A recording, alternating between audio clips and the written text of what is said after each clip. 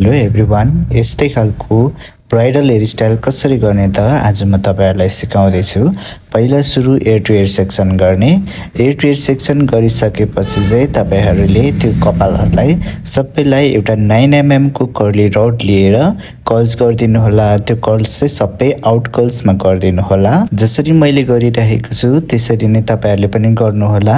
यो सबै चाहिँ भिएनजी को 9 mm को कर्ली रडले चाहिँ गरिरहेको छु भने तपाईँहरूले अरू कम्पनीकोले पनि गर्न सक्नुहुनेछ। यस्तो खालको कोर्स गर्दाखेरि चाहिँ तपाईँहरूले एकदमै पातलो सेक्सन लिनु होला। मतलब कि तपाईँले थोरै चाहिँ कपालहरू लिएर गर्नु होला। त्यो गर्यो भने चाहिँ मजाले कर्लीको उयो देखिन्छ, सानो सानो टाइपले गरेको जस्तो देखिन्छ अनि त्यसरी राम्रो देखिन्छ। त्यही भएर तपाईँहरूले पनि यसरी गर्नुभयो भने चाहिँ एकदमै राम्रो देखिन्छ।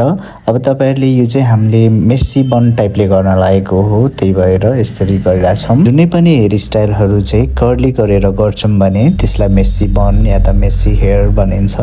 त्यही भएर हामीले अर्को साइडमा पनि त्यस्तै गरेर पातलो सेक्सन लिएर नै यसरी कर्ली गरेको छौँ, देख्न सक्नुहुनेछ। यो चाहिँ पछाडि बसेर गरेको छु।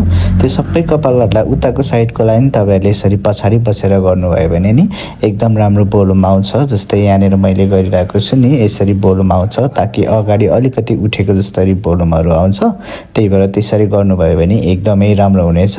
सबै कपाललाई चाहिँ यसरी कर्ली गरिसकेपछि चाहिँ तपाईँहरूले पछाडिको कपाललाई पोनीटेल गरिदिनु होला। पोनीटेल गर्दाखेरि चाहिँ 2टा रबर लिनु होला ताकि लेन्थ अलिकति लामो होस् भनेर। अनि त्यसपछि साइडमा बप्पिन राखिदिनु होला। बप्पिन राखेर चाहिँ तपाईँहरूले यसरी पोनीटेल गरिदिनु होला रबरले। अनि त्यसपछि पोनीटेल गरिसकेपछि चाहिँ त्यो अगाडिको कपालहरू सबैलाई पछाडि थोरै लिँदै सेक्सन गर्दै यो पिनले होल्ड गरिदिनु होला। अनि त्यसपछि यसरी नै मैले गरे जस्तै गरेर गर्नु होला। यता साइडको पनि सेम त्यस्तै गरेर गर्ने हो। अब त्यसपछि तपाईँहरूलाई कर्ली चाहिँ कतिको छोड्न मन लागेको छ हैन, त्यतिवटा छोड्दा हुन्छ। कहाँबाट छोड्न मन लागेको छ त्यसरी छोड्दा हुन्छ। छोड्यो भने अझै राम्रो देखिन्छ। त्यही भएर चाहिँ मैले थोरै छोडिदिएको छु भने अर्को साइडमा पनि यस्तै गरेर गरिदिएको छु। देख्न सक्नुहुनेछ यतिको चाहिँ हेयर स्टाइलको फिनिसिङहरू आइराखेको छ भने पछाडिको कपाललाई फेरि पनि मैले बप्पिन लिएर रबर लिएर त्यसलाई पोनीटेल गरिदिएको छु। अब पोनीटेल गरिदिसकेपछि चाहिँ मैले एउटा लेस लिए। लेसलाई चाहिँ मैले 2-3 फन्का घुमाइसकेपछि त्यहाँनिर साइडबाट युपिनको हेल्पले लक गरिदिएको छु ताकि त्यो नखुस्कियोस् भनेर। अनि त्यसपछि 3टा बनाएर चाहिँ मैले बाट्दिएको छु। रेगुलर बाट्नुहुन्छ नि त्यसरी बाट्दिएको छु।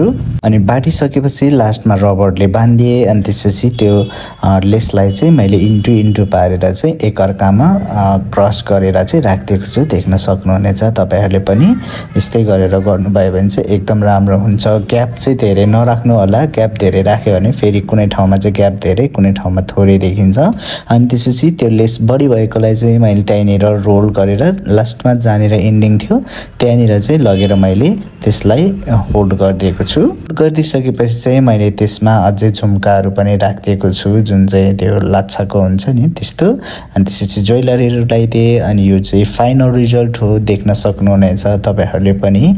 यदि तपाईँहरूलाई पनि सिक्न मन छ भने चाहिँ हाम्रो ब्युटी ब्लिङ्क स्टुडियोमा आउन सक्नुहुनेछ।